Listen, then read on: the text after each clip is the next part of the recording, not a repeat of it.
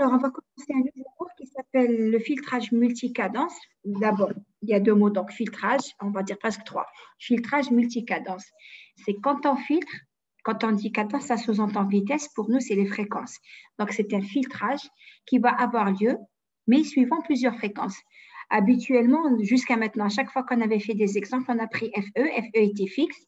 Puis on travaillait avec FE. Par exemple, quand on a travaillé avec les filtres RIF, on normalisait, on divisait par FE sur 2. Quand on calculait delta F, on prenait FE divisé par N pour trouver le pas en échantillonnage. Donc, à tout moment, la même chose, quand on a travaillé avec les méthodes de synthèse des filtres RII, on vous disait soit une certaine fréquence de coupure et une certaine fréquence d'échantillonnage. C'est des filtres numériques. Qui dit filtre numérique dit période d'échantillonnage, donc fréquence d'échantillonnage. J'ai besoin d'un TE, j'ai besoin d'un, donc qui dit TE, TFE. Alors que, donc jusqu'à maintenant, on n'a pas parlé de plusieurs fréquences d'échantillonnage. Et pourtant, on va en discuter maintenant. J'ai pris justement un exemple de quelque chose qu'on a vu. Alors, supposons qu'on veut synthétiser un filtre passe-pas avec les spécifications suivantes. Une fréquence passante de 100 Hz, une fréquence atténuée de 300 Hz. Si je prends FC, donc si FC, c'est FA plus FP sur 2, ça me donne une fréquence de coupure de 200 Hz.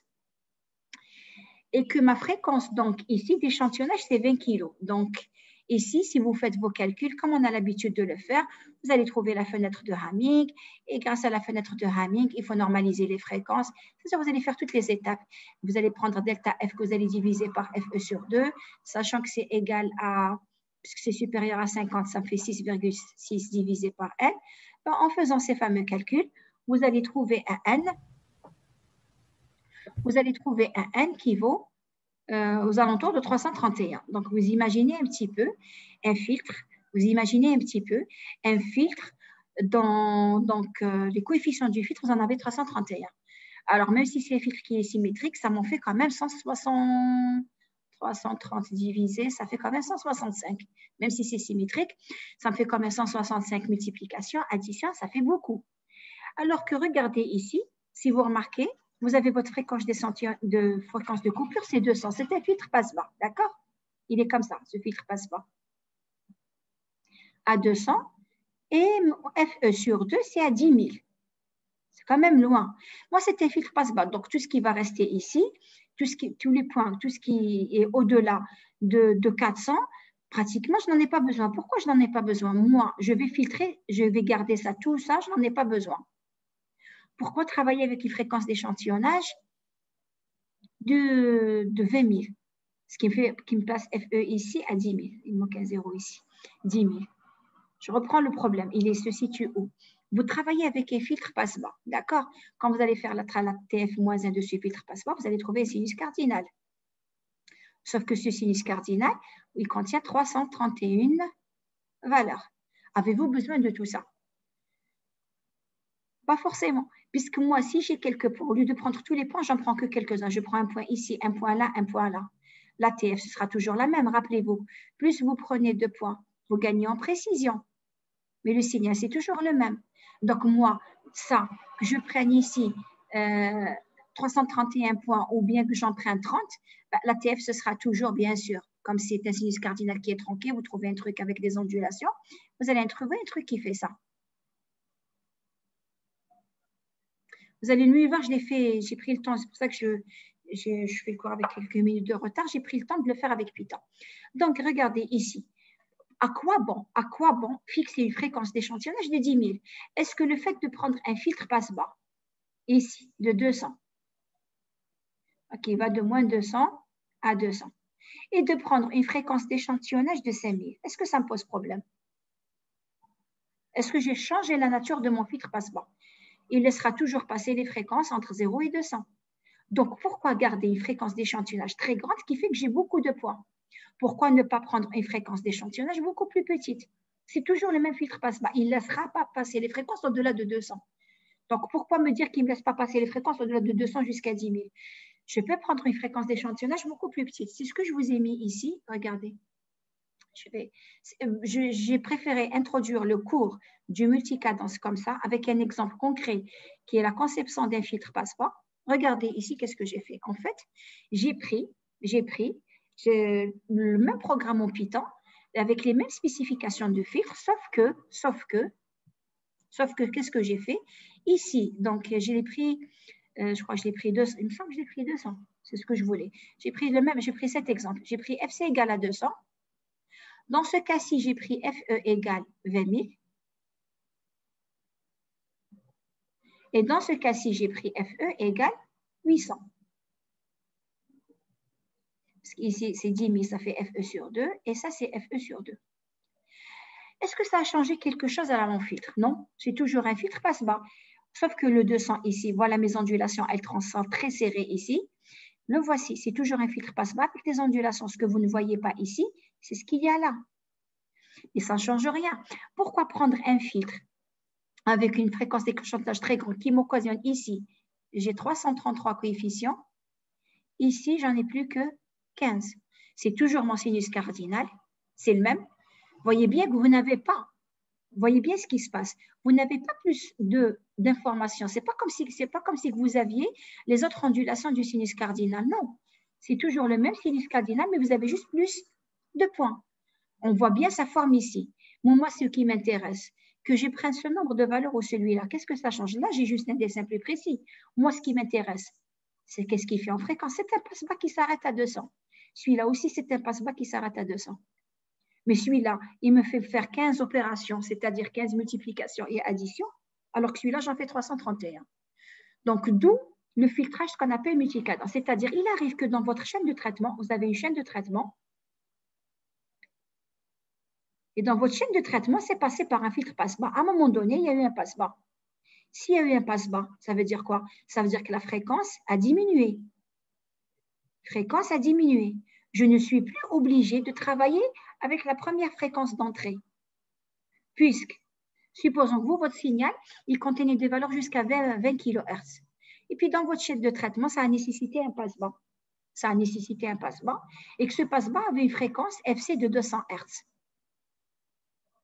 Pourquoi continuer à travailler avec FE de 20 kg? Ça ne sert à rien. Parce que plus FE est grand, plus vous avez 2 points. Alors, pour réduire le nombre de points, qu'est-ce qu'on fait? On abaisse la fréquence d'échantillonnage, puisque tant que ça n'impacte pas, tant que lorsque j'abaisse la fréquence d'échantillonnage, ça n'impacte pas mon filtre, je peux le faire. Là, ça ne l'impacte pas, puisque moi, qu'est-ce que j'ai fait? J'ai pris une fréquence d'échantillonnage de FCC 200. Moi, tant que FE respecte la règle de Shannon, soit FE supérieur à 2F max, aucun souci. FE ici, c'est 200. Donc, 200, je fais 2 fois 200. Ça me fait 400. J'ai pris une fréquence d'échantillonnage de 8000. 8000 est supérieur, 800, pardon. 800 est supérieur à 400. Donc, il n'y a aucun problème. Est-ce que vous comprenez pourquoi on veut faire ça? Donc, je reprends. Dans une chaîne de traitement, j'ai commencé à travailler avec une fréquence d'échantillonnage. Sauf que ce signal a subi un filtrage passe-bas, qui fait que mes fréquences est beaucoup plus basse.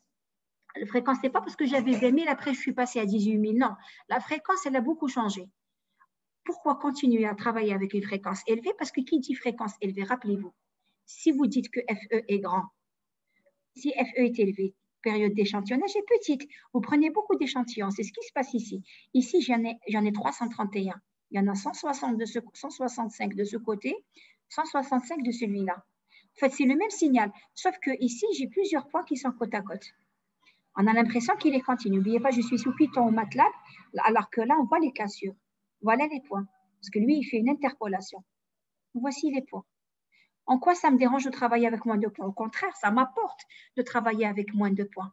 Le filtre, c'est toujours le même. C'est un passe-bas qui s'arrête à 200. Il ne laissera passer que les fréquences entre 0 et 200 Hz.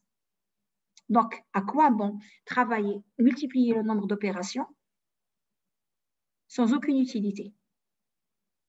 Est-ce qu'il y a une question par rapport au principe? Pourquoi, ici, dans ce cas particulier, j'ai voulu baisser la fréquence? Parce que si je baisse la fréquence, j'ai moins d'échantillons. Moins d'échantillons en F, moins d'échantillons en temps. Est-ce que le filtre fait le même travail? Oui, c'est toujours un passe-bas dans la fréquence de coupure est à 200 Hz. Alors, est-ce qu'il y a une question par rapport à ça? Je voulais vous expliquer l'intérêt de travailler avec avec l'intérêt de changer des fréquences. Quand on dit l'intérêt de travailler avec, je voulais dire différentes fréquences. Parce que ici, j'ai démarré avec une fréquence FE de 20 000 et là, j'ai changé de fréquence. Donc, dans ma chaîne de traitement, coexistent deux fréquences. La première, c'est ma fréquence d'échantillonnage avec laquelle j'ai démarré qui vaut 20 000 Hz. Et la deuxième, après le filtrage basse-phase, j'ai décidé de changer de fréquence. Et ici, je travaillais avec 20 kg. Et ici, j'ai décidé de travailler avec 0,8 kg. Donc, ça veut dire dans ma chaîne de traitement, au départ, c'était nécessaire, je travaillais avec 20, maintenant je travaille avec. Donc, j'ai déjà comme ça deux fréquences d'échantillonnage. Donc, qui dit 2 veut dire multicadence, multifréquence 2. Exactement. Alors, ce n'est pas le filtre qui est c'est le filtrage multicadence, c'est-à-dire dans toute votre chaîne, vous allez travailler avec différentes fréquences. Je vais vous donner un autre exemple. Alors, celui-là, oui. Donc, l'idée, ici, j'ai rajouté la phrase. Donc, regardez maintenant. En fait, je voulais vous introduire par la même occasion l'histoire de ce qu'on appelle des bons de filtre.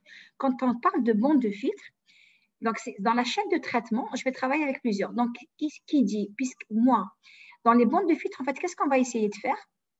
Supposons que ma bande de fréquence, c'est tout ça. Moi, j'avais travaillé avec cette bande de fréquence. Alors, au lieu de travailler avec une bande de fréquence de 0 jusqu'à FE sur 2, qu'est-ce qu'on va faire? On va découper ça en plusieurs petits morceaux avec un petit chevauchement. Je vais faire plusieurs filtres. Si je les sens, ces filtres, regardez ce que je vais faire.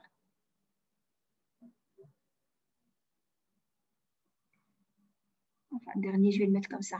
Je vais prendre tous ces filtres. Si je sens point par point, je vais retrouver ce que j'ai en rouge. Sauf que lorsque j'ai un tout petit filtre, je vais faire ce que j'ai fait tout à l'heure. Quand le filtre est petit, je peux réduire, je peux ramener sans FE, quelques E sur 2 quelque part ici. Et c'est le principe de ce qu'on appelle les bandes de filtre. C'est-à-dire, dans un banc de filtre, qu'est-ce qu'on va faire? On va prendre toute la bande de fréquence, la diviser en plusieurs petits morceaux. Par exemple, pour le codage audio, on arrive jusqu'à 32, 64 petits filtres. Sauf que ces petits filtres, qu'est-ce qu'on peut leur faire? On peut leur diminuer la fréquence d'échantillonnage. Et qui dit diminuer FE? Si FE diminue, TE augmente. Et si TE augmente, ça veut dire quoi? Ça veut dire que je vais gagner du temps au lieu de prendre un échantillon, par exemple. TE. Par exemple, je travaillais toutes les secondes. Si j'ai pris FE, je le divise par 10. Ça veut dire quoi? Si FE est divisé par 10, ça veut dire que TE est multiplié par 10. Et je vais travailler toutes les 10 secondes. C'est beaucoup mieux d'envoyer un signal toutes les 10 secondes que de l'envoyer toutes les secondes. Vous imaginez le gain en termes de transmission. Vous imaginez aussi le gain en termes de stockage. Au lieu de stocker quelque chose toutes les secondes, vous allez la stocker toutes les 10 secondes. On appelle ça la décimation. En français, quand on dit décimer, ça veut dire, quand on dit une population a été décimée, ça veut pas dire que les arbres du forêt ont été décimés. Ça ne veut pas dire que ils ont tous été coupés. Décimer, ça vient de dire, c'est-à-dire on a perdu 1 sur 10. Mais en français, par abus de langage, décimer, ça veut dire tout raser. C'est-à-dire on a tout perdu. Décimer veut dire enlever une partie. D'accord? Donc ici, mais à la base en français, c'est 1 sur 10, enlever le 10e. Donc vous imaginez ce que je suis en train de vous dire. Donc je reprends. Pour le filtre, j'ai gagné, puisqu'au lieu de faire 331 opérations, je n'en fais plus. Je suis passé de 331 à 15. Un rapport de 25. C'est énorme. J'ai divisé ma fréquence d'échantillonnage par 25. Ça veut dire quoi, j'ai divisé ma fréquence d'échantillonnage par 25? Ça veut dire ma nouvelle période TE', c'est 25 fois TE, puisque c'est l'inverse. C'est-à-dire, au lieu d'envoyer 25, j'envoie à chaque fois 1 sur 25. Vous imaginez? C'est-à-dire que si vous aviez 25 000, vous n'en envoyez plus que 1000. C'est beaucoup en termes de consommation d'énergie, en termes de gain de temps. Voilà le principe, le pourquoi on fait ça. Donc, le fait d'arriver à prendre un filtre et la diviser en plusieurs petits morceaux, je peux baisser ma fréquence d'échantillonnage. Si je baisse ma fréquence d'échantillonnage, j'augmente ma période, j'augmente TE, j'augmente la période. Et du coup, parce que j'augmente la période, j'envoie moins de valeur ou je stocke moins de valeur. Et s'il y a lieu de les récupérer, il y a moyen de récupérer, bien sûr. Si je veux pour une application donnée avoir plus de points, eh ben, on va pouvoir les récupérer. Donc, je regarde s'il y a une question. Exactement, c'est ça, Omar. C'est ça, INSAF. Pour minimiser le nombre de points, soit à transmettre, soit à traiter. Que ce soit que je sois en train de les transmettre ou que je les traite. Donc, mais comme je vais diminuer la fréquence, ça veut dire qu'il y avait une fréquence, je vais la diminuer. Et je vais avoir dans une autre application, on peut aussi l'augmenter. Donc, le premier intérêt, je la diminue. Si je diminue une fréquence, c'est qu'il y avait une fréquence et c'est devenu une autre fréquence. Donc, ça me fait déjà 2 fréquences. Alors, les applications du multicadence, j'ai voulu commencer par celle-ci pour vous l'introduire parce que c'est quelque chose que vous connaissez déjà. Alors, les multifréquences, il y en a, le multicadence coexiste partout. Regardez, par exemple, les applications audio, quand on diffuse, on utilise du 32 kg. Quand on numérise, quand on regarde sur un disque compact, c'est 44 kg. Alors que sur une bande sonore, c'est 88 kg. Parce que tout dépend après. Parce qu'après, au moment de la restitution, parce que quand c'est numérisé sur un disque compact, mais avant que ça passe par les amplis, vous allez passer par un convertisseur numérique analogique. Mais on voit que ce débit-là est suffisant. Vous avez un autre exemple. Celui-là, je l'ai pris tel quel. J'ignore ce qu'il y a à l'intérieur, mais ça, normalement, c'est vous qui devriez m'aider. Alors, je sais que dans un émetteur à bande de base, d'un démodulateur DPQ-SK, ne me dites pas ce que c'est parce que je l'ignore, je sais qu'il y a 3 fréquences de traitement. Quand on regarde le schéma dans la chaîne de traitement, on voit qu'il y a la fréquence bit, la fréquence symbole et la fréquence d'échantillonnage. Est-ce que ça vous dit quelque chose? Vous faites comme NIM avancé. Rassurez-moi, c'est quelque chose que vous avez déjà vu. J'attends sur le chat où vous prenez la parole. Et donc, vous devez vous poser la question. Vous avez 3 fréquences qui coexistent, c'est-à-dire qui existent en même temps dans la chaîne de traitement. Donc, je reprends. Donc, si je veux maintenant l'application que je viens de vous donner, si je veux changer des fils, je veux changer de fréquence. Et si je veux travailler avec un bande de filtre, supposons que vous avez un signal audio vous avez donc une bande sonore numérique, 48 kg, et du disque compact, c'est 44 kg. Vous êtes obligé de changer de fréquence avant de l'enregistrer. Donc, vous allez opérer un changement de fréquence. Et je vous disais, l'autre application, c'était les bandes filtres. Dans tous les cas, mon but, c'est quoi? C'est que je vais optimiser les caractéristiques d'implantation des éléments de ma chaîne de traitement de telle sorte que je vais gagner du temps ou bien gagner en précision, on va le voir pour deux moments. Mais en tous les cas, je vais choisir la bonne fréquence de traitement en respectant toujours, bien sûr, le critère de Nyquist, à savoir que FE, quel que soit le FE que je choisis, il doit être toujours supérieur à 2F max. Donc, je respecte le critère de Nyquist, il n'y a pas de problème.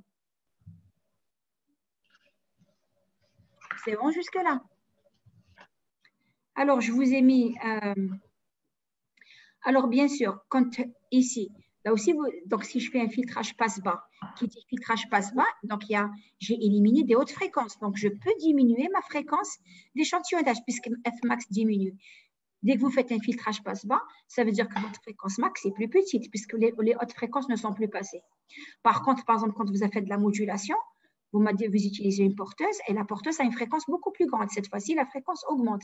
Alors, suivant que j'ai l'un ou l'autre, les noms de cette opération sont différents. On va en parler tout à l'heure. Donc, je reprends. Donc, l'intérêt de changer les fréquences, c'est donc d'adapter la fréquence d'échantillonnage pour minimiser le temps de calcul. Si, par exemple, je décide de l'augmenter avant un convertisseur numérique analogique, qu'est-ce que je veux? Je voudrais avoir le plus d'échantillons possible pour que la conversion puisse bien se faire. Je vais vous mettre un petit exemple ici. Sinon, je reprends celui de tout à l'heure. Regardez ici. Parce que ça, c'est numérique. Quel est le signal qui m'intéresse le plus? Quel est le plus adapté pour un convertisseur numérique analogique? Je vais faire de la conversion numérique. Dans tous les cas, ça, c'est numérique. Ça, c'est numérique. Avant de faire une conversion analogique vers l'analogique, qu'est-ce qu'il faudrait? Je préfère celui-là. Comme ça, mon interpolation, que ce soit un bloqueur d'ordre 0 ou un bloqueur d'ordre 1, mon interpolation sera d'autant plus meilleure que j'ai 2 points. Donc ici, qu'est-ce que je vais vouloir faire quand je fais la conversion numérique analogique? Je vais faire l'inverse. Je préfère avoir plus de points. Pour avoir plus de points, qu'est-ce qu'il faut? Il faudrait augmenter F. Donc, si je veux plus de points, il faudrait que j'augmente F. Si je veux moins de points, quand je veux gagner du temps, qu'est-ce que je fais? Je diminue. Donc, quand je fais ça, augmenter F, quand je vais dans ce sens, je diminue FE. Donc, lorsque vous diminuez les points, on appelle ça, donc quand vous allez dans ce sens, ça s'appelle une décimation. Si vous allez dans ce sens, ça s'appelle une interpolation. On rajoute des points entre les points. Déjà, vous commencez à bien le voir dans le schéma. D'habitude, je ne le fais pas comme ça, ce cours. Alors, on préfère changer pour minimiser le nombre de points. C'est ça, la fréquence. Est-ce que vous voyez ce qu'on fait? Donc, si je veux avoir moins de points, si je veux moins de points, je diminue les points ici. Donc, c'est FE. FE diminue, j'ai moins de points. Lorsque FE augmente, j'ai plus de points. Lorsque FE diminue, ça s'appelle une décimation. Lorsque FE augmente, ça s'appelle une interpolation. On vient de les définir. Je devais les faire un peu plus, enfin, dans la prochaine diapositive. Je suis en train de les définir directement à travers ce schéma. Je n'avais pas prévu de l'utiliser pour ça, mais bon, pourquoi pas aussi. Donc, je reprends ici. Quand on fait de la décimation, donc quand on décime, on sous-échantillonne, on diminue Fmax. Décimer, je vais prendre un exemple ici. Décimer, voilà le signal temporel. Je ne sais pas, j'avais des points. Si je fais une décimation par 2, je vais enlever un point sur 2. Quand ici, j'enlève, je le barre comme ça, ça s'appelle une décimation. Si pour le même signal, je veux faire une interpolation, je rajoute des points. Ça veut dire que je vais rajouter des points entre les points. Si vous rajoutez des points, même ça, ça peut vous... Regardez, quand vous décimez, qu'est-ce qui se passe? Quand je décime, le nouveau TE, TE', qu'est-ce que c'est? Je décime, j'enlève un point. Donc, TE', c'est 2 fois ici TE. Donc, forcément, FE', c'est FE divisé par 2. Quand j'interpole, je rajoute des points. Le signal original, c'est lui qui était en noir. Donc, je vais vous le mettre comme ça pour que vous voyez. Alors. Donc, j'avais entre... Voilà, ça, c'était TE. Quand j'ai fait la décimation, qu'est-ce qui s'est passé? J'ai les points TE, c'était les points en rouge. Donc, TE', c'était 2 fois TE. Si TE', c'est 2 fois TE, alors FE', c'est FE sur 2. Maintenant, quand j'interpole, je vais le mettre en violet. Quand j'ai interpolé, j'ai pris un TE' plus petit. Donc, quand j'interpole TE', c'est TE sur 2, c'est la moitié. Donc, forcément, la fréquence FE', ce sera 2 fois FE. C'est ce qu'on a mis ici. Quand on décime, on sous-échantillonne, j'ai moins d'échantillons. Donc, j'ai diminué la fréquence max. Quand j'interpole ou je suréchantillonne, j'augmente Fmax. Enfin, je ne devrais pas dire Fmax. Je préfère mettre diminution. Ce n'est pas Fmax, c'est FE. Je ne l'avais pas noté. Voilà. J'augmente la fréquence. Et ici, je diminue. Jusque-là. Est-ce qu'il y a une question par rapport à ça?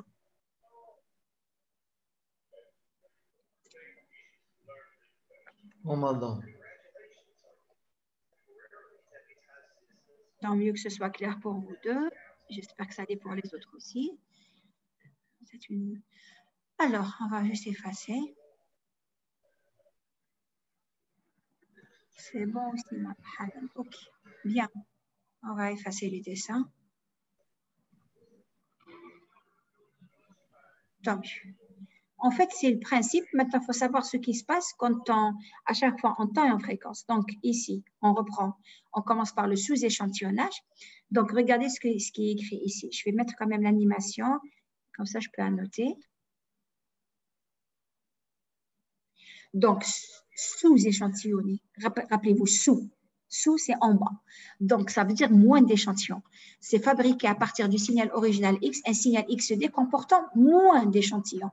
Moins parce que ça marche avec sous que le signal d'origine. On appelle ça la décimation. Donc, qu'est-ce qu'on a dit? Moi, j'ai pris de 2, mais en général, quand vous enlevez des échantillons, minimum, vous enlevez 1 sur 2. Donc, la règle générale, c'est TE' égale D fois TE.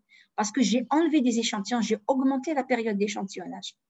Bien sûr, comme ça marche en sens inverse, FE', c'est FE sur D.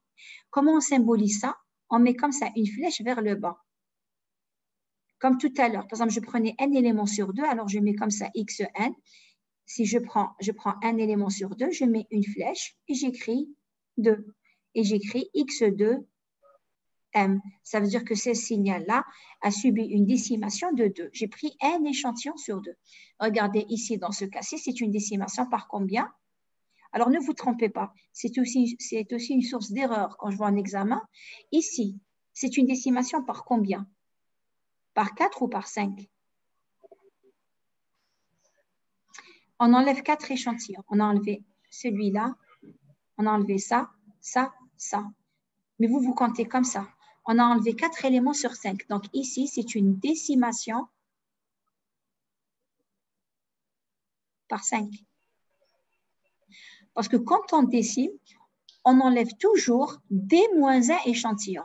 Ça veut dire que lorsque vous décimez par 3, par exemple, si vous décimez par 3, vous enlevez 2 échantillons. D'accord? Il ne faut pas que ce soit une source d'erreur. Décimer par 3, ça ne veut pas dire enlever 3. Quand vous enlevez 3, vous décimez par 4. C'est arrivé que ce soit un risque d'erreur. D'accord? Parce qu'on ne peut pas décimer par 1. Ça n'existe pas. On commence à décimer par 2. Quand on dit décimer par 2, on enlève 1 sur 2. Décimer par 3, 2 sur 3. Décimer par 6, enlever 5 sur 6. Je regarde sur le chat. Ok, je reprends Fariel. Quand tu décimes, je prends ce signal. Si je garde décimé par 2, tu enlèves 1 sur 2. Décimé par 2, tu as enlevé 1 sur 2. Tu enlèves celui-là, tu enlèves celui-là, tu enlèves celui-là. Décimé par 2, tu n'as pas enlevé 2. Ça te paraissait logique tout à l'heure. J'ai dit je décime par 2. J'enlève 1 sur 2. Je vais mettre CTRL Z. Si je décime par 3, je garde le premier. J'enlève 2 sur 3.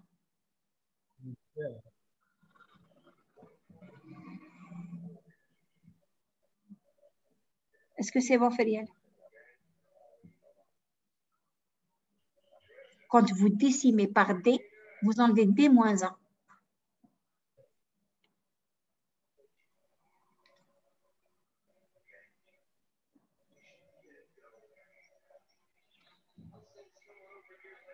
Non, toujours moins 1, je veux dire. Enfin, je ne sais pas comment tu as compris le plus 1. L'essentiel, si tu décimes, par exemple, décimer par 6, ça veut dire que tu gardes, tous les 6, tu les gardes. Tu as compris? Tu décimes par 6. Tu fais comme ça. Tu dis, je garde celui-là. 1, 2, 3, 4, 5, 6, je vais garder celui-là. 1, 2, 3, 4, 5, 6, je garde le prochain. Mais en réalité, qu'est-ce que tu as fait? Le fait de dire, je garde celui-là, et tu as gardé celui-là, tu as enlevé combien? 1, 2, 3, 4, 5.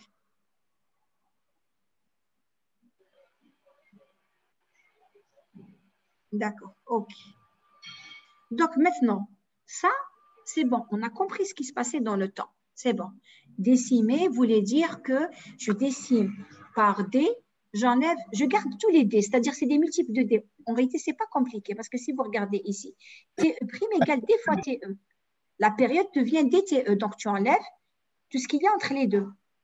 Ici, par exemple, si je prends cet exemple, TE, c'est DTE. Donc, 1, 2, 3, 4, 5. Ici, TE' égale 5 fois TE. 5, il faut que je me mesure le temps. Donc, si ça, c'est 1, 2, 3, 4, 5, ça, c'est 6. Et je l'ai fait marcher avec 5. D'accord? Parce que TE', c'est 5 TE.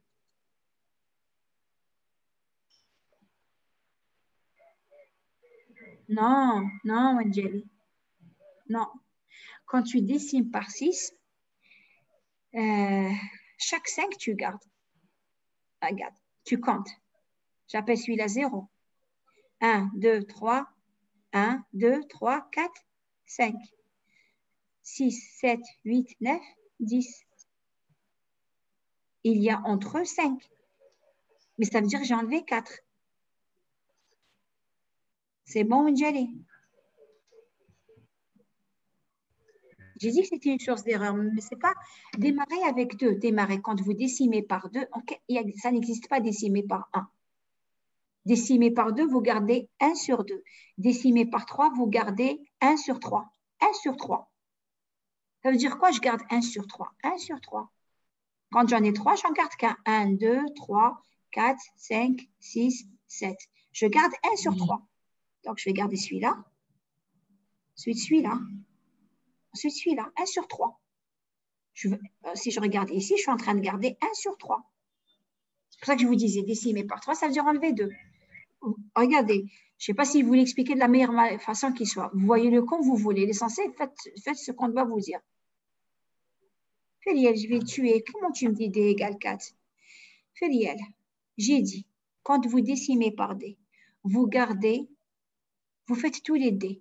Comment D égale 4? C'est écrit ici, Fériel. On se débarrasse de D moins 1 échantillon. D égale 5 ici. Donc, tu enlèves 4.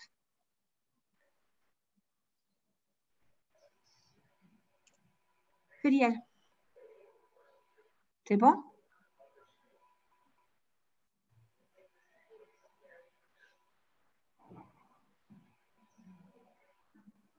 OK. Donc, décimer par D, si vous décimez par 7, mais ce n'est pas compliqué. Vous n'êtes pas obligé de le faire. Regardez, j'ai décimé par 5, je calcule, je fais 1. J'ai gardé celui-là. Et je dis 1, 2, 3, 4, 5. Je vais garder le 5e. 6, 7, 8, 9, 10. Je garde le 10e. D'accord? Il faut que décimer par 5, ça veut dire TE égale 5 TE. Comptez, vous gardez un élément sur 5. C'est ce que j'ai fait puisque j'ai enlevé tout cela. Regardez, j'ai enlevé 4. J'ai gardé un élément sur 5. Je le compte. 1. Si ça vous est difficile, vous faites comme ça. Faites pas 0. Faites 1. 1, 2, 3, 4, 5. Je recommence. 1, 2, 3, 4, 5. 1, 2, 3, 4, 5. Vous regardez un élément sur 5. Bien. Si ça c'est clair, on peut savoir ce qui se passe en fréquence. Donc, qu'est-ce qu'on a dit? On a dit, je multiplie la période d'échantillonnage par D. Ça veut dire que je divise la fréquence d'échantillonnage par D. Si la fréquence d'échantillonnage, la nouvelle, c'est devenu FE sur D, ça veut dire quoi? Il faudrait être sûr qu'elle respecte Shannon. Si la fréquence augmente, je respecte Shannon, mais là, la fréquence, elle est en train de diminuer. FE sur 2 est plus, FE sur grand D est plus petit que FE. Est-ce que je me pose la question, est-ce que Shannon est toujours respecté? Pour que Shannon soit respecté, qu'est-ce qu'il faut? Il faut que la nouvelle fréquence, FE', soit supérieure à 2 F max. C'est-à-dire, FE', qu'est-ce que c'est? C'est FE sur D. Elle doit être supérieure à 2 F max. Soit, ce qui est écrit ici, il faudrait que FE sur D soit supérieur à 2 F max. Est-ce que je suis sûre de ça? Est-ce que je suis sûre que FE est supérieur à 2 F max? Si ça ne respecte pas Shannon, qu'est-ce qu'il va y avoir? Il va y avoir repliement. Il va y avoir repliement. Il y a un problème quand il y a repliement. Donc, avant de faire la décimation, qu'est-ce qu'il faut faire? Il faut d'abord faire un filtrage passe-bas. De toute façon, ça, vous allez le voir à travers l'exemple. Il faudrait faire un filtrage passe-bas où? À la nouvelle fréquence, c'est-à-dire à FE sur 2D. Pourquoi FE sur 2D, pas FE sur D? Rappelez-vous le filtre passe-bas. Comme on a l'habitude d'écrire, on a l'habitude d'écrire FE sur 2. Et ici, on écrit moins FE sur 2. Sauf qu'ici, c'est FE'. Il va aller de FE' sur 2 à moins FE' sur 2. Or, que vaut FE'? FE' vaut FED. Donc, mon filtre, il va aller de moins FE sur 2D jusqu'à FE sur 2D. Pourquoi je le fais? Parce qu'il risque d'y avoir repliement. Est-ce que je suis sûre? Est-ce que je suis sûre que quand je fais ma décimation, je suis en train de respecter Shannon? N'oubliez pas que vous avez un signal temporel. Vous n'allez pas vous amuser à tracer sa TF à chaque fois. Vous avez décidé de décimer par 2, d'envoyer un échantillon sur 2. Alors, prenez vos précautions. Placez un filtre passe-bas à FE sur 4 pour être sûr que tout ce qui est en plus, Je vais l'éliminer, comme ça, il n'y aura pas de repliement. Vous allez mieux le voir, je sais, vous allez mieux le voir à travers un exemple.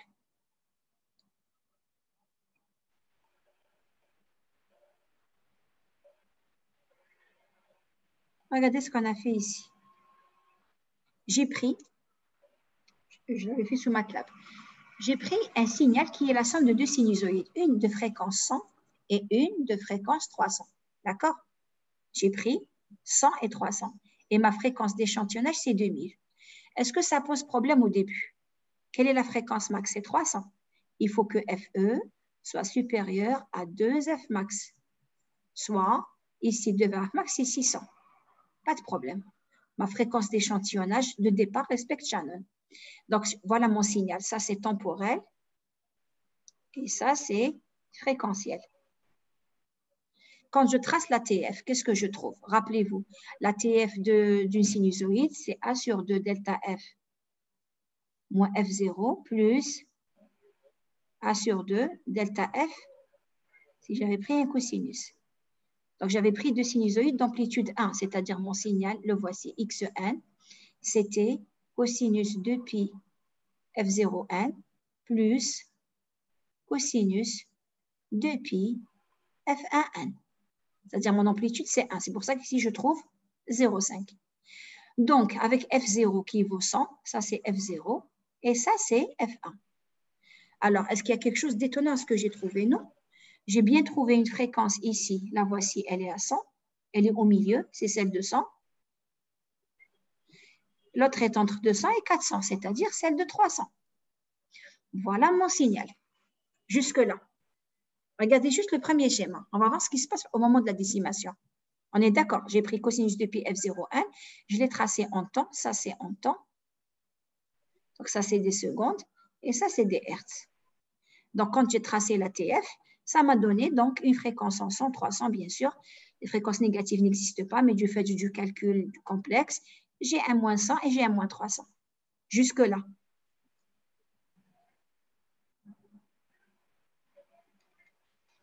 Alors ensuite, qu'est-ce que j'ai fait?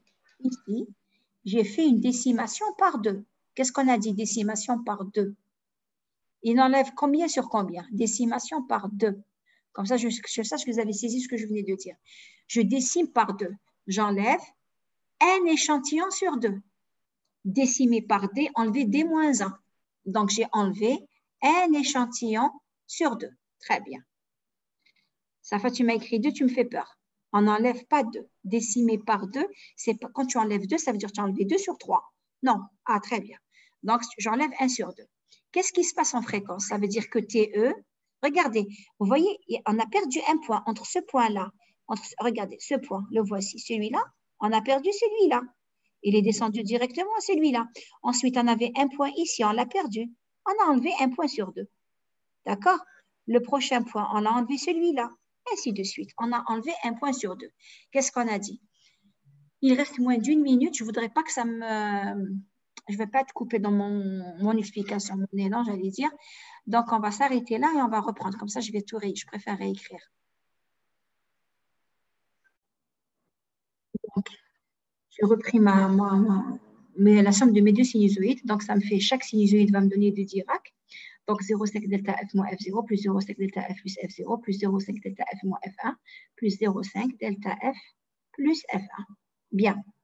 On a dit qu'au départ, il n'y avait pas de problème parce que j'avais FE qui est 2000. 2000 est plus grande que 2F max, 2 fois 300, 600, aucun problème. Étape 1, on a décimé par 1. J'ai décimé, donc voilà mon schéma, voilà Xn, et je décimais par 2. On a dit décimer par 2, ça veut dire prendre un échantillon sur 2. Vous le voyez ici. Regardez, ici on a enlevé, il commence à 0. Ensuite, on a enlevé celui-là. On a pris ça, on a enlevé celui-là. On a pris celui qui est en bas, on a enlevé le 0. On a pris cet élément. Moi, on a enlevé cette fois-ci. J'ai du mal à voir. Non, il y a un tout petit élément juste après. On l'a enlevé. On a gardé. J'ai du mal à voir ici parce que, alors, on a enlevé. Attendez, il y en a combien? il y a un petit avant, un grand, un petit, un tout petit après, un 0. Donc, quand on a pris, le 0, on a pris cet élément petit, donc on va prendre celui-là. Mais on va enlever celui-là maintenant. On garde le grand, on enlève le petit. On enlève maintenant le... Qu'est-ce qu'il y a après le petit? Il y a le 0, on va enlever le 0. Ainsi de suite. On garde un élément sur deux. D'accord? Je peux que je ne sois pas assez précis, j'ai du mal à voir ici. Il aurait fallu que je zoome. Là, j'ai du mal à voir, mais pas grave. Donc, nous, ici, on a enlevé un élément sur deux. Je garde un, j'enlève l'autre. On a dit que TE', c'est 2 fois TE. La période d'échantillonnage est plus grande. Si TE', c'est 2 fois TE, alors FE', c'est FE divisé par 2. Est-ce qu'on a remarqué? Il faudrait, pour qu'il n'y ait pas de repliement, il faudrait que FE' soit supérieur à 2 Fmax, la nouvelle FE'. FE', c'est FE sur 2.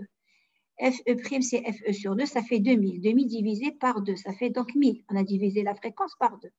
Est-ce que 1000 est supérieur à 2 Fmax? Oui, il n'y a pas de problème. 1000 est supérieur à 600. Donc, est-ce que j'ai un repliement? Non, je n'ai pas de repliement. Je remarque ici, j'ai mes deux fréquences. Je les vois mieux qu'ici. J'ai une fréquence en 100, une fréquence en 300, une en moins 100, une en moins 300. Par contre, regardez, ça représente toujours FE sur 2. Mais la nouvelle, c'est normal puisque FE', qu'est-ce que c'est? FE', c'est FE sur 2. FE divisé par 2, 1000. 2000 divisé par 2, ça fait 1000. Donc, FE' sur 2, ça fait bien 500. Jusque-là. Jusque-là, c'est bon? Si la période a été multipliée par 2, la fréquence a été divisée par 2. Puisque la période a été multipliée par 2. La fréquence a été divisée par 2. On décide toujours de moins FE sur 2 à FE sur 2.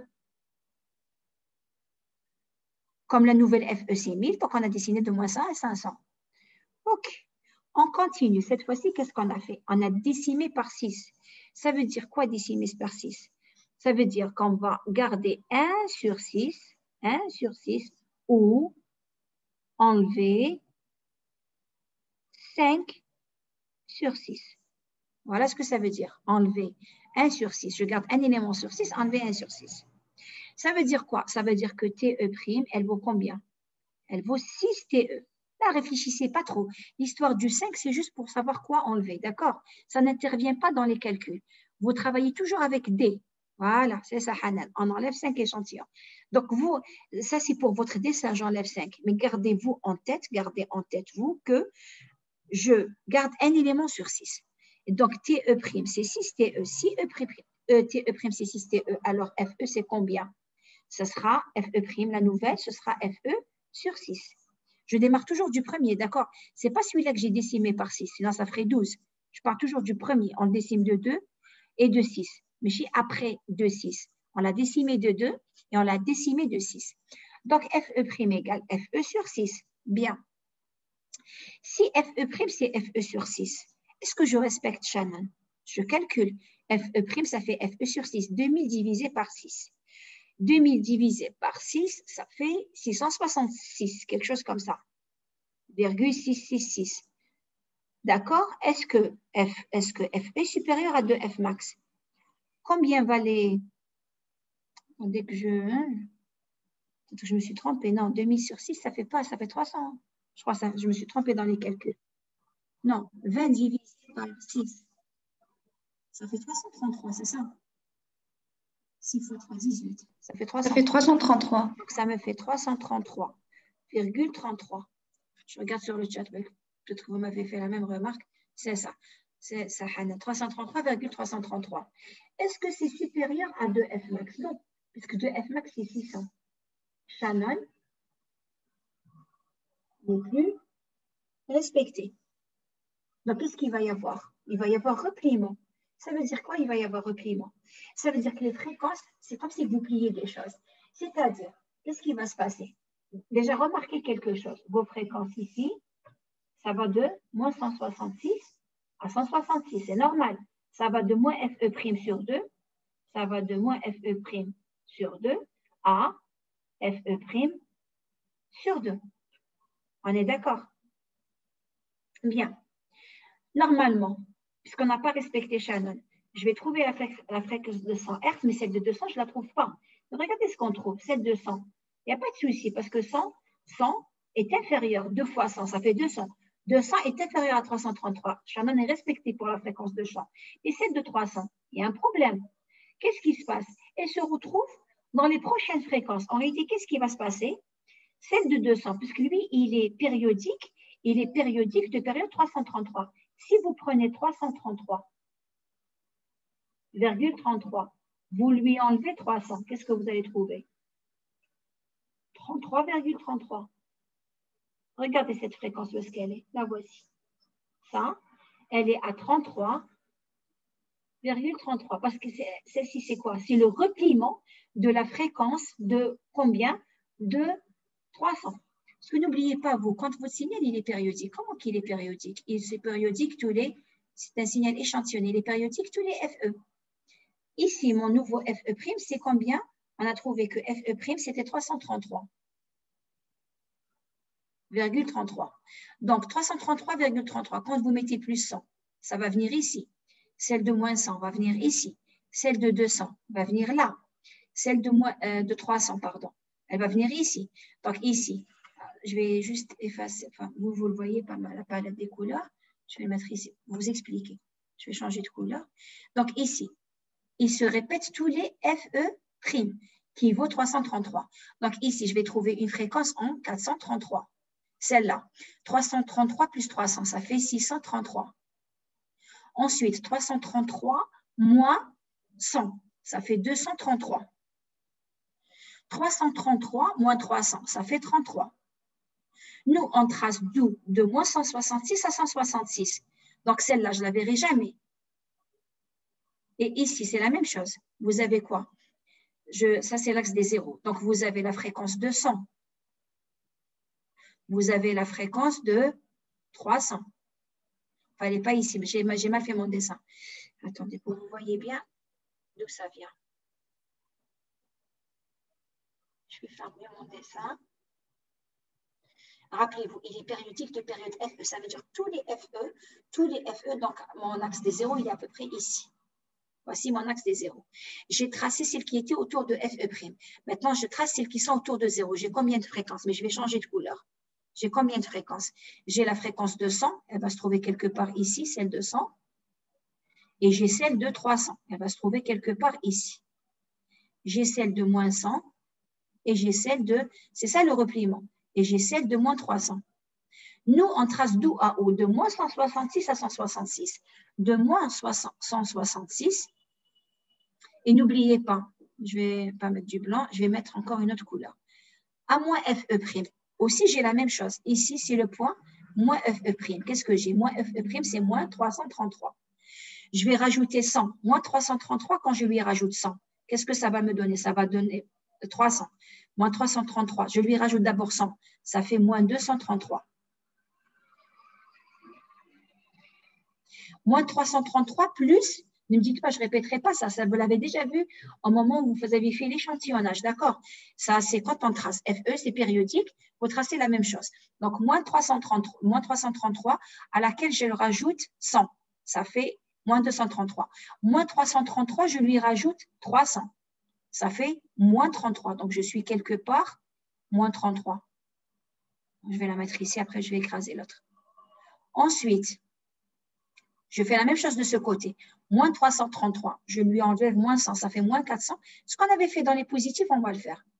Moins 433 et moins 333, je lui mets moins 300, ça fait moins 633.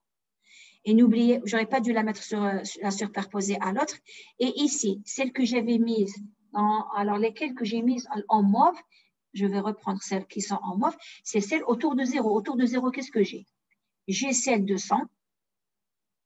J'ai celle de 200, j'ai celle de moins 100 et moins 300. N'oubliez pas que nous, on trace d'où à où, de moins FE sur 2 jusqu'à la nouvelle moins FE' sur 2, de moins FE' sur 2, de moins 125, de moins 166 à 166. Moins 168, où est-ce que je suis? Je suis à peu près ici.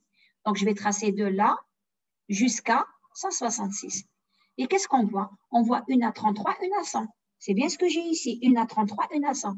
Donc, qu'est-ce qu'il y a eu? Il y a eu un repliement. Donc, je vous ai expliqué d'où venait le 33. C'était celle de 333. Quand vous lui faites moins 300, ça vous fait 33. D'accord? D'accord, mes étudiants? N'oubliez pas que vous, MATLAB, il trace de moins FE' à FE. Il ne vous trace que sur une période. Nous, on a tracé ce qui est en bleu. On ne peut pas tracer les autres périodes. Mais je vous ai expliqué d'où venait le 33. C'était celle de, quand il fait 333 moins 300, ça lui fait 33.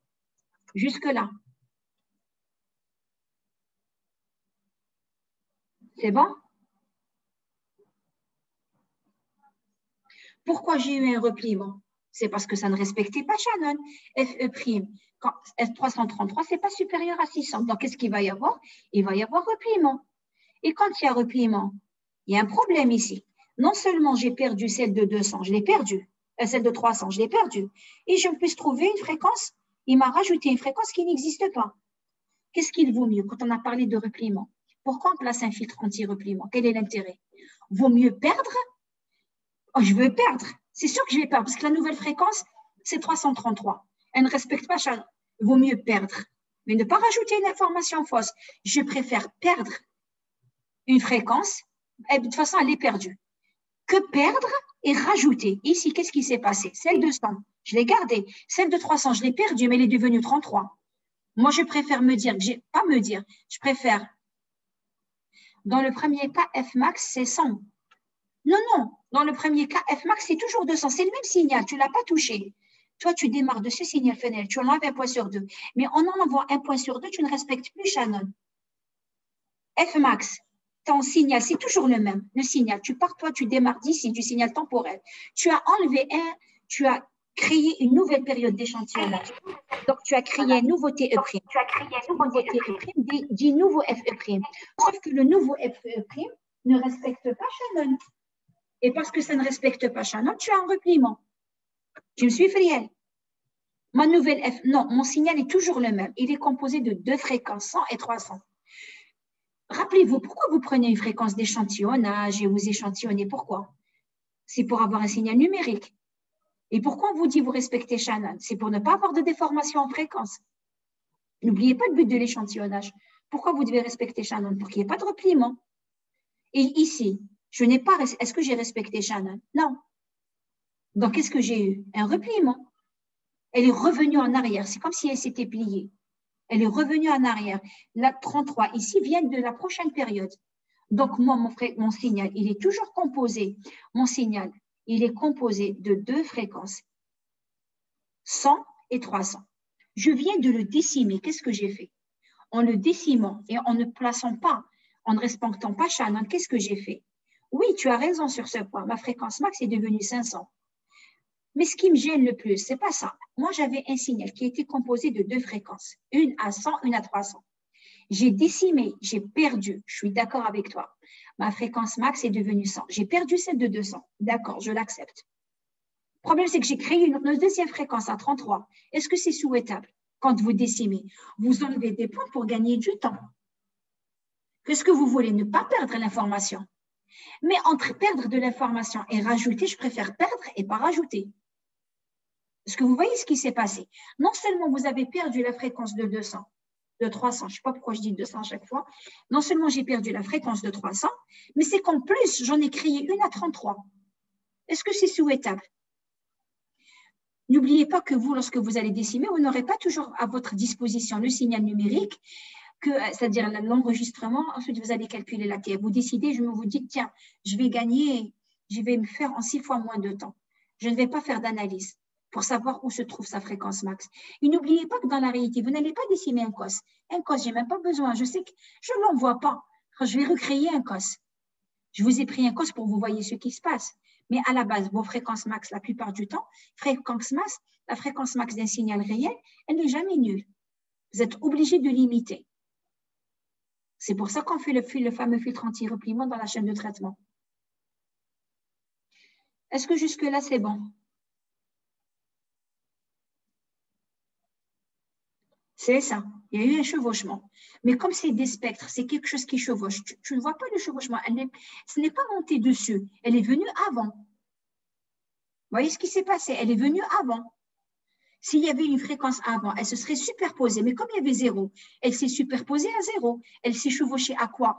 Est-ce qu'il y avait une fréquence à 33? Il n'y avait pas. À 33, il n'y avait rien, 0.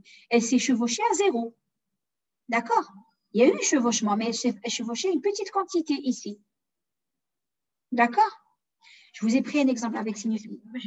J'ai pris un autre exemple en TD, peut-être vous allez mieux le voir, où j'ai pris les triangles qui se chevauchent pour que vous voyez. Mais j'ai cru que vous alliez mieux voir avec les sinus. D'accord? On aura un autre trait. Oui, je sais. Vous le voyez avec mes... Je pensais que vous alliez mieux comprendre ça, parce que ça, c'est un vrai cas avec les triangles. Parce que moi, quand je fais les triangles, c'est moi qui fais le dessin. Je n'ai pas un vrai signal temporel. D'accord? Le triangle, il faudrait que je crée le signal temporel dû au triangle. Là, je vous ai mis un sinus. C'est-à-dire, pour moi, vous alliez mieux voir que c'est un signal qui comporte deux sinusoïdes, l'une à 100, l'autre à 300. Et parce que je n'ai pas respecté Shannon, j'ai perdu celle de 300 et je retrouve une à 33. Je vous ai pris un cas réel, un cas, c'est-à-dire formulé mathématiquement. Avec les triangles, c'est moi qui fais le dessin. Ok, je suis contente que tu aies compris. Superbe. Et ça. Maintenant, regardez. Donc, qu'est-ce qu'il faut faire? Donc, quand on décide de décimer, qu'est-ce qu'il faut faire? Il faut toujours placer un filtre passe-bas, puisque la nouvelle fréquence, elle est où? La nouvelle fréquence, c'est toujours ça. Il faudrait ce signal, avant de le décimer, je viens placer un filtre passe-bas à la nouvelle fréquence. Pourquoi je mets un filtre passe-bas à la nouvelle fréquence? Comme ça, tout le reste, je l'élimine. S'il doit être éliminé, comme ça, il ne me provoquera pas un retour en arrière, donc un chevauchement. Donc, qu'est-ce qu'il faut faire? Juste avant de décimer, il faut placer un filtre passe-bas. Ici, par exemple, ma nouvelle fréquence est 500. Je vais placer, avant de décimer, je prends ce signal, je le fais passer par un filtre passe-bas dans la fréquence E, FE sur la nouvelle, FE' sur 2, c'est-à-dire ici 500. Ici, je vais placer un filtre passe-bas à la nouvelle fréquence. C'est quoi la nouvelle fréquence? FE' sur 2, c'est-à-dire c'était 333, je vais faire un filtre passe-bas à 166. N'oubliez pas, il va aller de moins 166 à 166. Ici, il va aller de moins 500 à 500. Donc, avant de décimer, je place un filtre passe-bas pour éviter quoi? Éviter le chevauchement, le fameux repliement. Pour perdre l'information, autant perdre de l'information. Je vais la perdre puisque ma nouvelle fréquence, c'est 150, 166. Je perds celle de 300, mais je ne vais pas créer une nouvelle. D'accord? Je vais effacer les dessins. Regardez ce qu'on a fait dans ce cas-ci maintenant. Donc, je vous ai mis ici. Alors, j'enlève ma notation pour qu'il puisse naviguer. Donc, avant de décimer, il faut supprimer le contenu fréquentiel après FE sur 2D en général. Et après FE sur 2D, FE sur D, puisque le spectre devient périodique de période FE sur D. Vous venez de le voir. Vous avez vu que le spectre était périodique de nouvelle période. Maintenant, le spectre, il était périodique de période 20 000. Et là, il est 2000. Il est devenu périodique de période 1000. Ici, il est devenu périodique de période 333. Puisque ça, c'est FE sur 2. Donc, puisqu'il lui va devenir périodique de FE sur D, il faudrait avant supprimer tout ce qui va venir après. Donc, regardez ce qu'on fait ici. Qu'est-ce qu'on a fait? En fait, ici, ça ne gêne pas. Quand on a décimé, il n'y avait aucun problème. Ici, donc, on a placé, je vais mettre la notation. On a placé, avant de décimer, on a placé, pour éviter le repliement, on a placé un filtre passe-bas. On a fait passer le signal par un filtre passe-bas, deux fréquences de coupure FC. Sa fréquence de coupure FC, c'est FE' sur 2, puisqu'ici, c'est 500. Donc, en règle générale, si vous décimez, vous avez décidé de se décimer par D, il faut placer un filtre passe-bas à FE sur 2D. Pourquoi le 2? Parce qu'on va de moins 500 à 500. D'accord? Donc, vous placez un filtre passe-bas, toujours à FE sur 2D. Remarquez ici. Je suis passé de 1000 à 1000, mais 1000, c'est moins 500, 500. Donc, je dois placer un passe-bas où? Je dois placer un passe-bas en 500. Que représente pour moi 500? Moi, ma nouvelle fréquence d'échantillonnage, c'est 1000. Et ça, ce n'est rien d'autre que la nouvelle fréquence d'échantillonnage, mais divisée par 2. Donc, en règle générale, si vous décimez par D, vous placez un filtre passe-pas FC à FE sur 2D. Et regardez ce qui s'est passé ici. On a placé un filtre passe-bas dans la fréquence de coupure et on a F2E sur 2D. Que vaut D? D, c'est 6. Donc, il faut qu'on place un filtre passe-pas à FE sur 12. Que me donne FE sur 12? Si FE sur 10, 6, c'est 333. Donc, FE sur 12, c'est 166, quelque chose comme ça. Et c'est ce qu'on a fait. Regardez ici. Qu'est-ce qui s'est passé cette fois-ci? J'ai bien perdu celle de 300. C'était inévitable, puisque ma nouvelle fréquence d'échantillonnage ne respecte pas, elle n'est pas supérieure à 2F max. Mais cette fois-ci, je n'ai plus celle de 33. Donc, je répète, placez le filtre anti-repliement. Ne vous permet pas de ne pas perdre les fenêtres, puisque vous avez les fréquences. Vous allez en perdre, mais vous n'allez pas en perdre et en créer de nouvelles. C'est ça le but. Est-ce que vous voyez ce qui s'est passé ici? Qu'est-ce qui est préférable entre ça? Je vais effacer mes dessins. Qu'est-ce qui est préférable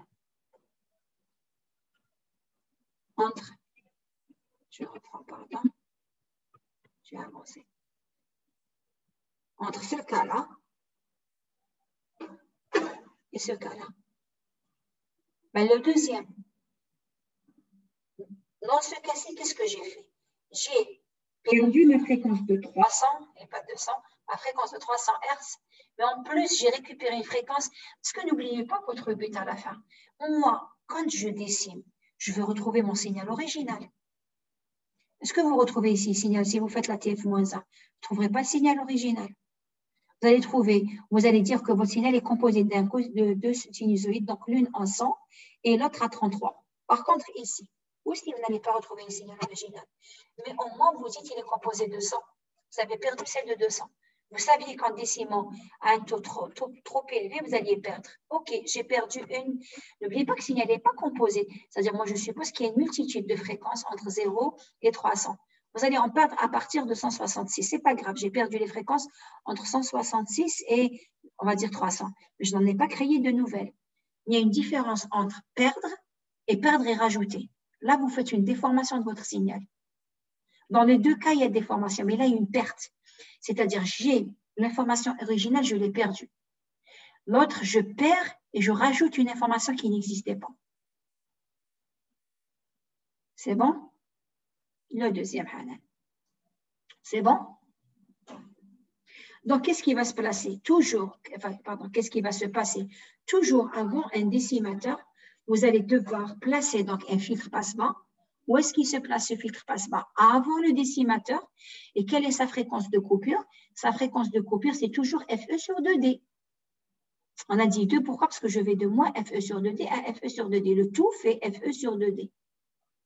Donc, avant toute décimation, je dois placer un filtre passe-bas qui va m'éviter le chevauchement. D'accord? Bien. Alors, qu'est-ce que je vous ai mis juste après? Alors, maintenant, on va parler de l'interpolation. Alors, rappelez-vous, bien sûr, ça va être dû à ce qui se passe. Si dans l'un, ce qui se passe dans un cas, tout ce qui va se passer, ça va être l'inverse. Donc, première chose, quand on interpole, déjà, par rapport au symbole, on interpole, on rajoute des éléments. Donc, on met une flèche vers le haut. Et là, comme tout à l'heure, quand je vous disais, je fais une interpolation par 2, je vais rajouter un échantillon entre 2 échantillons. Si je fais une interpolation, donc je vais vous le faire dans les deux cas, je ferai à chaque fois, je vais essayer. Si je fais une interpolation par 2, alors il y a plusieurs façons d'interpoler. Vous allez voir que je peux rajouter, garder la même valeur, je peux mettre une interpolation. Je vais prendre celle-là, la plus simple. Je rajoute un 0. Ça, c'est une interpolation par 2. J'ai rajouté un échantillon entre 2 interpolations par 2. Je vais, alors, si celle-ci est claire. Non, justement, on ne déforme pas le signal. Tu vas voir que on va gagner en précision. Alors, pourquoi un interpole? En fait, un interpole, pour pouvoir gagner en précision, j'ai plus de points. Et on va voir à quoi ça va servir. Donc là, j'ai fait interpolation par 2. Je vais faire CTRL-Z. Et je vais faire interpolation par 3 cette fois-ci. Donc, si je fais une interpolation par 3,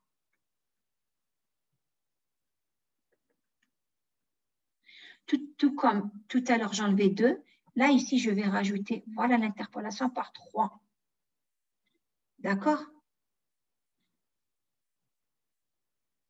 Je rajoute entre chaque échantillon et un échantillon 2 éléments.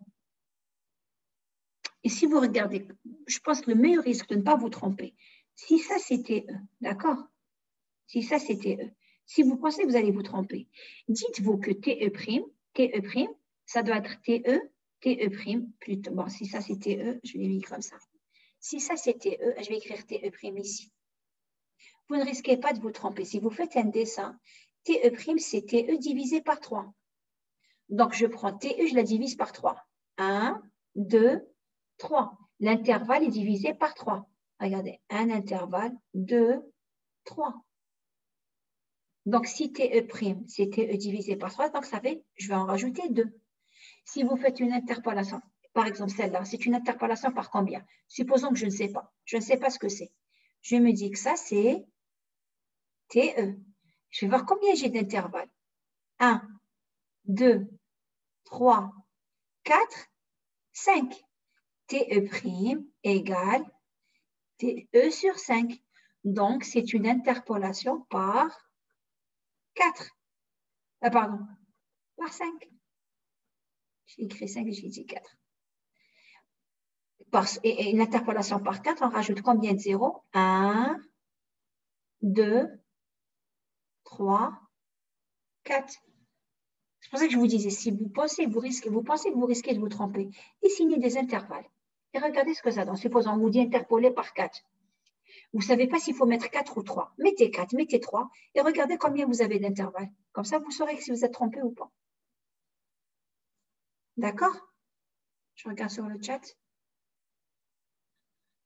On les rajoute, c'est des zéros. Après, tu vas voir qu'en fait, tu peux rajouter des zéros, tu peux garder la même valeur, tu peux rajouter toujours. Alors, il y a plusieurs techniques d'interpolation. En fait, ici, je peux soit rajouter 2 zéros, soit je prends la même valeur, je la garde. Ça ne changera pas grand-chose. Vous allez voir tout à l'heure pourquoi. Il y a une troisième technique. Je vais vous les mettre tous ici. Il y a une troisième façon de faire. On fait comme si on faisait une droite ici. Et on fait ça.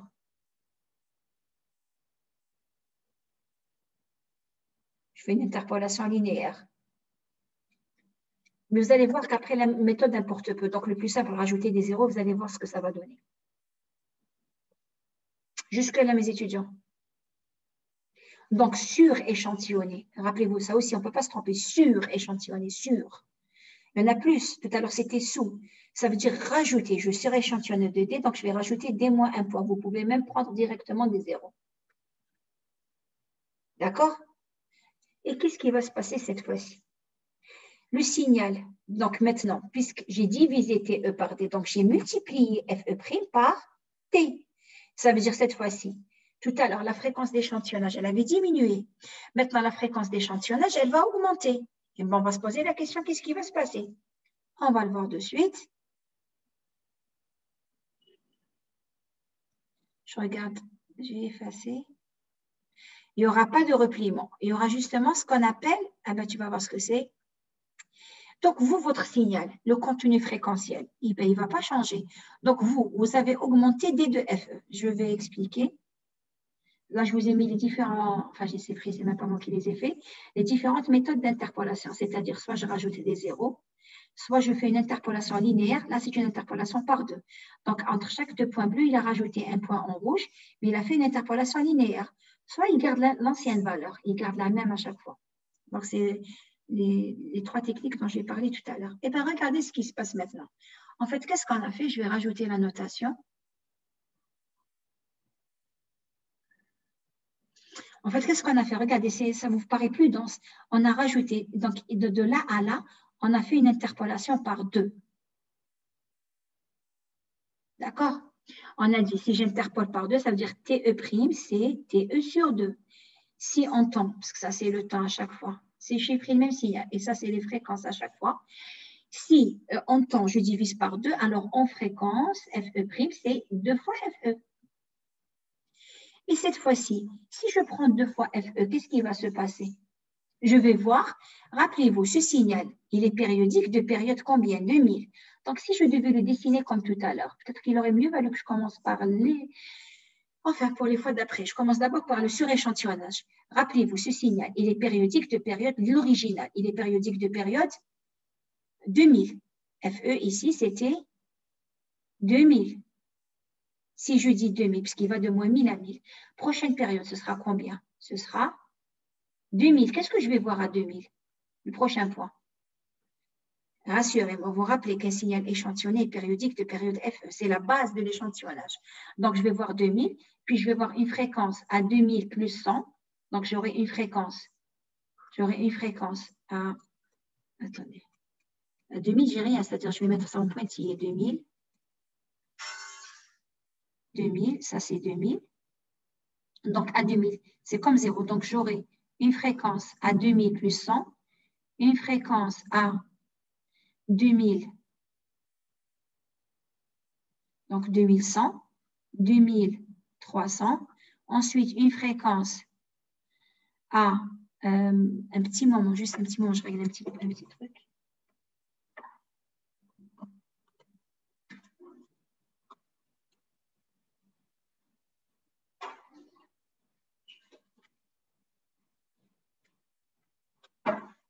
Désolée pour l'interruption. Donc, je reprends ici. Donc, rappelez-vous, si je vais à 2000, donc ça fera 2000 plus 100, 2000 plus 300, et de ce côté, ça fera combien? C'est la même chose. C'était moins 100, moins 300. Donc, je ferai 2000 moins 100, ça fait 1900. Ensuite, 2000 moins 300, ça fera 1700. Et la même chose du côté négatif. Si je devais le prolonger, qu'est-ce qui se passerait? À moins de 2000, qu'est-ce que je vais trouver? Je vais le mettre ici, vous allez mieux le voir. J'espère que c'est ce que vous m'avez répondu sur le chat. Exactement, le même signal centré aussi à moins de 2000. Donc, à moins de 2000, qu'est-ce que je vais trouver? Donc, il fera 2000 moins 2000 plus 100. Donc, ça fera moins 1900. Moins 2000 plus 300, ça fera 1700. Et je recommence. Moins 2000 moins 100, ça fera un truc à moins 2100. Et ça fera quelque chose à moins 2300. Regardez, quand on a augmenté, qu'est-ce qu'on a dit? Quand on a divisé la période d'échantillonnage par 2, on a augmenté FE' par 2 FE. Est-ce qu'on a rajouté un contenu informationnel? Est-ce qu'on a enlevé des points au signal? Non. On a juste rajouté des zéros. Donc, en fait, qu'est-ce qui se passe? FE', c'est 2 FE. Donc, qu'est-ce que je vais voir? Je vais voir mon signal plus, cette fois-ci, puisque FE', c'est 2 FE, donc il va aller FE', 2 FE, ça fait 4000. 4000, ça va faire quoi? C'est-à-dire qu'il va aller de moins 2000 à 2000. Et regardez ce qu'on voit. On voit quoi? On voit ces fréquences.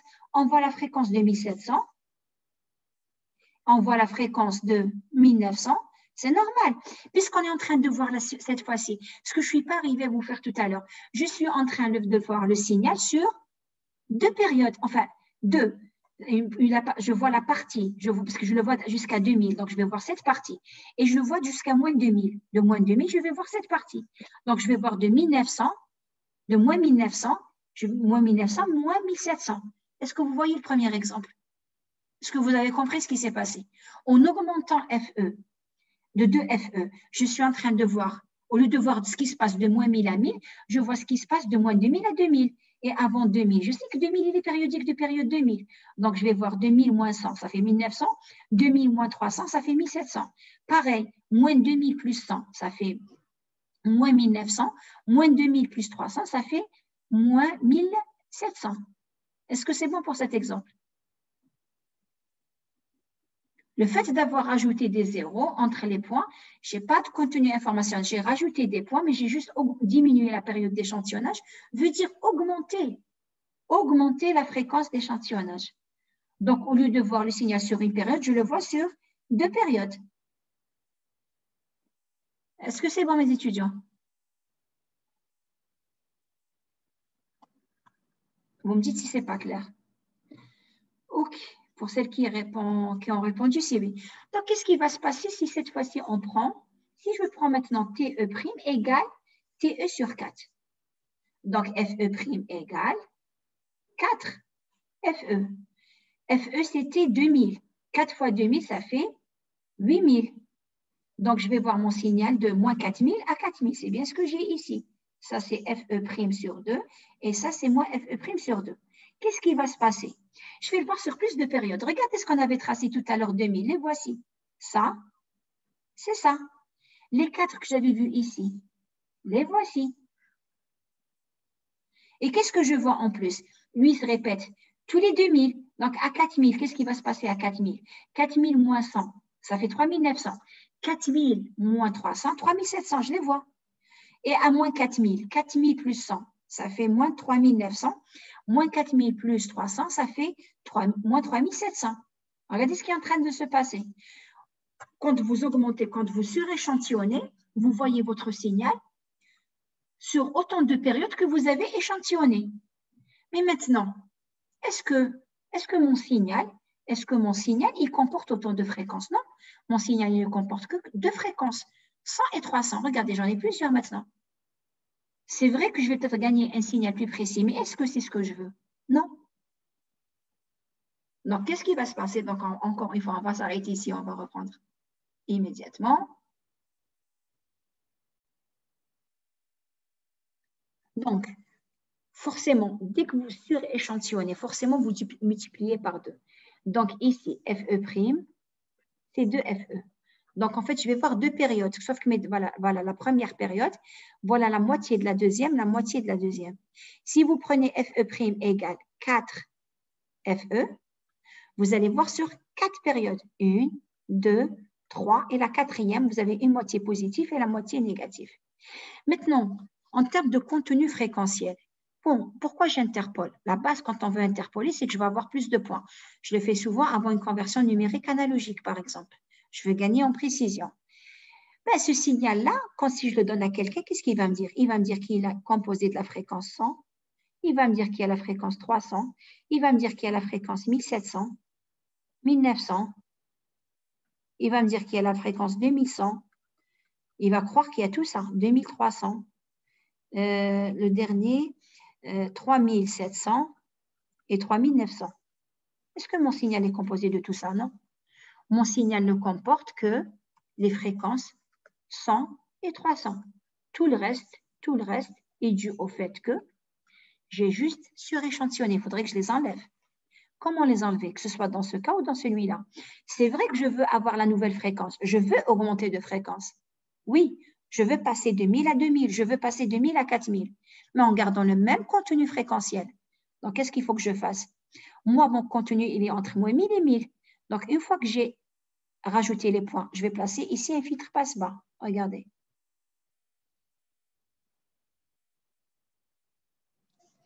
Celui-ci, il ne veut pas écrire, alors. Pourquoi je le place ici, ce filtre passe-bas? Parce que je sais qu'à la base, mon signal, il est échantillonné à une fréquence de 1000.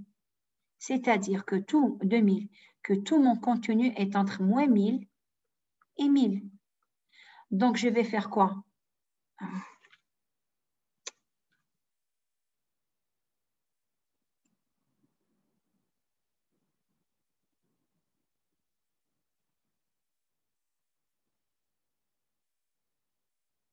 Entre moins 1000 et 1000. Donc, mon signal est entre moins 1000 et 1000.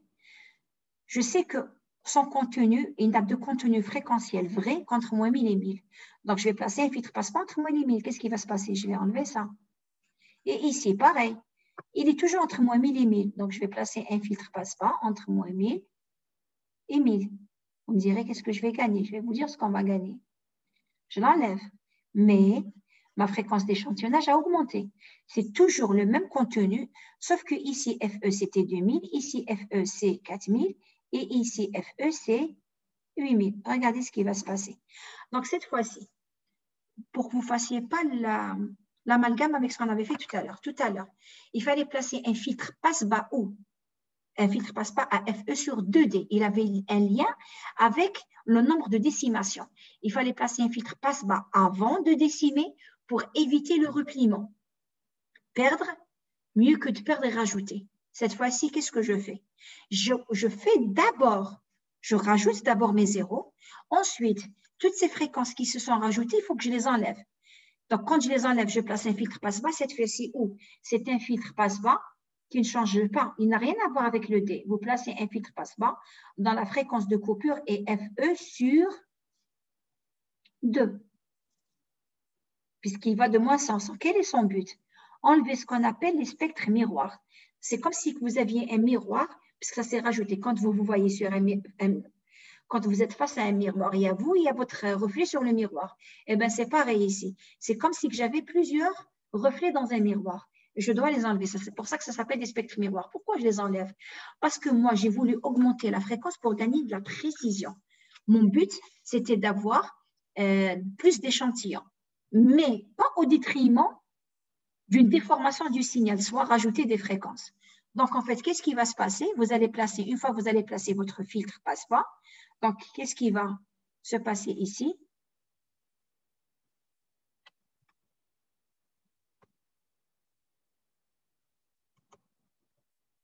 Donc là, je vous ai mis juste l'animation, les spectres miroirs. Donc, il faut, pour les supprimer, on place un filtre passe-bas, comme je le disais, à FE sur 2. Tout ça, c'est des spectres. Tout ce qui est rajouté, pardon, je mets le curseur, je suis en train d'utiliser mon doigt. Donc, ça, c'est plus, ça, c'est en plus, ça, c'est en plus. On va les enlever. Et donc, regardez ce qui se passe cette fois-ci. Regardez, quand on a placé le filtre passe-bas, qu'est-ce qui s'est passé? La fréquence a bien augmenté, mais j'ai bien augmenté ma fréquence. Je suis passé de 1000 FE sur 2 à 2000, donc c'est-à-dire FE, elle vaut 4000. Mais j'ai gardé juste mon contenu fréquentiel original. Mais ce qu'il y a de très important ici, regardez ce qui s'est passé. En fait, on a rajouté des points entre le signal, mais le fait de faire le filtre passe-bas, qu'est-ce qui se passe? Vous récupérez les points entre, j'ai mis un zoom pour que vous voyez. Attendez, je vais juste enlever ça. Regardez, qu'est-ce qu'on a fait? Regardez bien la différence entre les deux. Ici, quand on a rajouté des zéros, ça a rajouté des spectres. Qu'est-ce qu'on a fait? On a placé un filtre passe-bas. Qu'est-ce qui s'est passé? Les zéros maintenant sont devenus une interpolation, c'est-à-dire j'ai gagné des points, regardez ici. Entre chaque point, c'est pour ça que j'ai zoomé moi, entre chaque point, j'ai gagné plus de points et j'arrive à retrouver, bon, je vais vous mettre sur l'animation, comme ça vous allez mieux voir. Regardez ce qui s'est passé. C'est le même signal que tout à l'heure, d'accord? C'est le même signal, sauf que je vous ai mis après l'interpolation. C'est-à-dire, c'est bien, je ne sais pas si vous arrivez à le reconnaître, je le remets ici, sauf que j'ai zoomé. Vous voyez les points ici, on démarre, on a un zéro, un point au milieu, un point intermédiaire, un point, il redescend. Et partout, à chaque fois, c'est la même chose. Donc, un point milieu, donc regardez, 0, 1, 2, 3, 4, ensuite 0. Je reviens à ce signal. Regardez. Un point, 1, 2, 3, 4, je reviens à 0. Cette fois-ci, tout à l'heure, nous, qu'est-ce qu'on avait fait? Regardez, je vais remettre la notation pour que vous puissiez le voir. On a commencé à 10, c'est bien ça. Donc, il ne me reste plus beaucoup. Si, c'est 1h30, c'est ça? 16h30 je ne sais plus. On a commencé à 16h. Bon, vous me direz combien de temps il me reste. Nous, on avait rajouté des zéros entre les points. On avait rajouté plusieurs zéros entre les points. Une fois qu'on a placé le filtre passe-bas, qu'est-ce qui s'est placé? Tous ces zéros, regardez comment ils se sont transformés. On a récupéré les points, entre les signaux. Du coup, quand vous voulez faire une conversion numérique analogique entre celui-ci et celui-là, lequel est le meilleur? Celui-ci. Pourquoi? Si je fais une interpolation ici, il va me donner, je fais une interpolation linéaire. Voilà le signal qui va sortir. Si je fais une interpolation linéaire maintenant, regardez, je joins les points. Je vais avoir la courbe. Je vais retrouver bien la forme de la somme des deux cosinus. J'ai gagné quoi? J'ai gagné de la précision. Pourquoi on fait le suréchantillonnage? C'est pour avoir plus de points. Mais je ne veux pas avoir des points parce que j'ai rajouté, à la base, j'ai rajouté des zéros. Mais mon but, moi, en ayant rajouté des zéros, c'était d'avoir plus d'éléments. C'est pour ça que je vous ai dit tout à l'heure, quelle que soit la technique, vous y n'importe peu. Parce qu'une fois que vous avez enlevé les spectres miroirs, qu'est-ce que vous récupérez? vous récupérez une vraie interpolation entre les points. Il vous donne les points qui auraient dû exister tels qu'ils devraient être. Est-ce que vous voyez ce qui s'est passé entre ça et ça? Entre celle, je vais remettre la notation, je vais enlever, vous puissiez bien voir. Entre ce cas-ci, il y avait des zéros entre les points. Je le mets ici. Ici, pardon, ma souris, ici, j'avais des zéros entre les points. Et j'avais les spectres miroirs. Une fois que j'ai placé le filtre passe-bas, qu'est-ce qui s'est passé? J'ai récupéré des points intermédiaires, ce qui me donne un tracé beaucoup plus précis, qui, dans le cas d'une conversion numérique analogique, j'ai plus de points, mais des vrais points. Ce n'est pas des points que je n'ai pas placé juste des zéros où j'ai fait une interpolation linéaire. J'ai une courbe qui a l'allure d'une courbe. Les points que j'ai récupérés suivent effectivement. Les points que j'ai récupérés suivent. C'est ce que j'aurais dû trouver. D'accord? Et tout ça grâce à, en ayant fait quoi? En ayant fait deux choses. J'ai interpolé, j'ai rajouté de zéros et j'ai placé un filtre passe-bas FE sur 2. Le filtre passe-bas FE sur 2, qu'est-ce qu'il a fait? Il vous permet de récupérer un signal, le même. Quand je dis le même signal, le même, regardez ce signal, celui-là et celui-là, ils ont le même contenu fréquentiel. En termes, le même contenu d'information, le même contenu informationnel. Le côté, je suis en train de parler de la fréquence, de toute façon, c'est la même chose pour le temps. J'ai récupéré le contenu fréquentiel, exactement le même, mais j'ai fait quoi? J'ai augmenté FE. En ayant augmenté FE, si FE augmente, TE diminue. Et parce que TE diminue, j'ai récupéré des points intermédiaires. Est-ce que vous voyez ce qui s'est passé? Je replace sur le zoom pour que vous puissiez mieux le voir. C'est le même signal, j'ai juste zoomé. C'est celui que, si on arrive à ce TP, vous aurez l'occasion de faire en TP. Est-ce que c'est bon?